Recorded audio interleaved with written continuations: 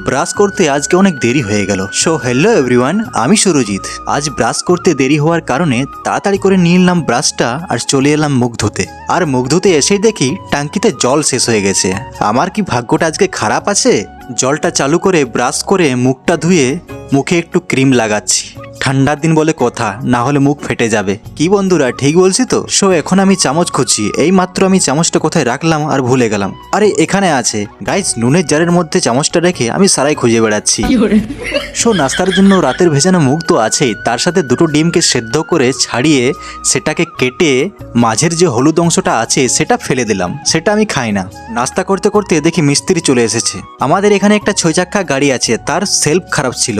সেই সেলফটা ঠিক করে নিয়ে এসেছে মিস্ত্রি, সেটা লাগাবে আর স্টার্ট করে দেখিয়ে দেবে। গাড়ি স্টার্ট তো হয়ে গেছে, কিন্তু গাড়ি না আগাচ্ছে না পেছাচ্ছে। গাড়ির বাঁ সাইডের টায়ার একদম জাম হয়ে গেছে। এই তার দিয়ে টোচেন করে গাড়ি স্টার্ট করা হয়েছে। জেনারেটরের ব্যাটারি নিয়ে গেছিলাম গাড়ি স্টার্ট করার জন্য, তাতে তো কাজ হয়নি। সেই ব্যাটারি আবার সেই জেনারেটরের মধ্যে রেখে দিলাম। তো গাইস আজকের মতন এইটুকুই। Okay guys, by.